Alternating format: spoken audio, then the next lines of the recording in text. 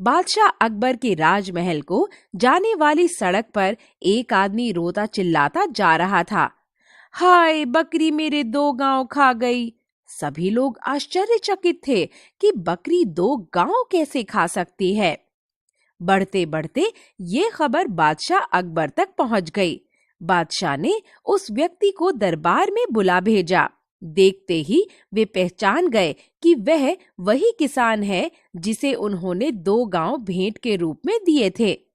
किंतु बकरी कैसे गांव खा सकती है, ये उन्हें समझ न आया। किसान से कुछ पूछने से पहले पूरा घटना चक्र उनकी आंखों के सामने घूम गया। बादशाह को याद आया कि कुछ समय पूर्व जब वे आगरा के पास एक गांव में गए थे, तब बहुत थक जाने पर जल ढूंढते हुए उन्हें यह किसान गन्ने के खेत में मिला था। उन्होंने किसान को थोड़ा गन्ने का रस पिलाने के लिए कहा। किसान तुरंत लोटा भर गन्ने का रस ले आया। गन्ने का रस पीकर बादशाह बहुत प्रसन्न हुए और बोले, अरे वाह, ऐसा स्वादिष्ट रस तो हमने पहले कभी नहीं पिया। जी महोदय, और ये केवल एक ही गन्ने का रस है, किसान बोला। क्या, केवल एक गन्ने का इतना सारा रस? अकबर ने आश्चर्य से पूछा। मैं बिल्कुल सच कह रहा हूँ हुजूर। वास्तव में ये हमारे बादशाह की नीयत का कमाल है। यदि उनकी नीयत ठीक ना हो तो गन्नों में रस ही ना निकले। किसान ने मुस्कुरा कर कहा, अच्छा, तो तुम इसका कितना लगान देते हो? अकबर ने पूछा। किसान बोला, जी लगान तो सिर्फ 25 पैसे ही देता हूँ। बादशाह हैरान हुए, मात्र 25 पैसे? उन्होंने सोचा कि इतने अच्छे गन्ने के खेत का लगान मात्र 25 पैसे? दरबार पहुंचकर इसका लगान बढ़ा देना चाहिए। कुछ देर इधर उधर की बातें करने के उपरांत बादशाह ने किसान को 1 लोटा रस और पिलाने के लिए कहा। किसान ने लोटा लेकर एक गन्ने का रस निकाला, मगर बहुत थोड़ा रस निकला। किसान ने एक के बाद 3-4 गन्ने तोड़कर उनका रस निकाला, मगर इस बार इतने गन्नों से भी लोटा नहीं भरा। अकबर ने पूछा, क्या बात है, इस बार लोटा नहीं भरा?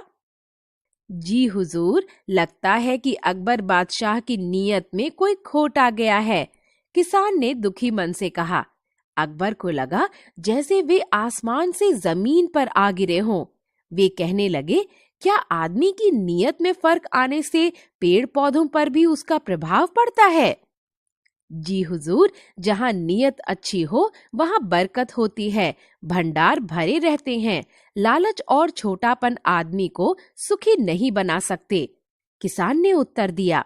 बादशाह को लगा कि आज वह पहली बार किसी से इंसानियत का पाठ पढ़ रहा है। उन्होंने पूछा, क्या तुम जानते हो मैं कौन हूँ? नहीं हुजूर, किसान ने संशय भरे स्वर में कहा। मैं ही बादशाह अकबर हूँ। अकबर के इस कथन से किसान घबरा उठा और बोला, महाराज, गलती माफ हो। नहीं नहीं, घबराओ मत। आज तुमने वह बात मुझे सिखाई है जो बड़े बड़े विद्वान भी न सिखा सके। आज से तुम्हारा लगान मैं बिल्कुल माफ कर देता हूँ। बस मुझे 1 लोटा गन्ने का रस और पिला दो। किसान प्रसन्न होकर खेत में गया। इस बार फिर एक ही गन्ने के रस से लोटा भर गया। यह देखकर अकबर बादशाह बहुत प्रसन्न हुए और उन्होंने एक पीपल का पत्ता तोड़ा और उस पर किसान को 2 गांव देने का आदेश लिखकर दे दिया। पीपल का पत्ता किसान को देते हुए बादशाह बोले, कल राजमहल आकर पक्का कागज लिखवा लेना। बादशाह किसान को पीपल का पत्ता देकर लौट गए। किसान भी अपने काम में व्यस्त हो गया। किसान की बकरी आई और पत्ते खाने लगी। उन्हीं पत्तों में वह पीपल का पत्ता भी था। किसान के तो पैरों तले जमीन खिसक गई। वह रोने चिल्लाने लगा कि अब पत्ते के बिना बादशाह उसे पहचानेंगे भी या नहीं। वह बकरी को कोसते हुए कहने लगा, हाय, बकरी मेरे 2 गांव खा गई। चिल्लाते हुए वह बादशाह अकबर के पास पहुंच गया। बादशाह को हंसी के साथ साथ उस पर दया भी आई। उन्होंने कागज पर किसान को 2 गांव देने का आदेश लिखा और उसे किसान को थमाते हुए बोले, अब अपने दोनों गांवों को बकरी से बचाकर रखना।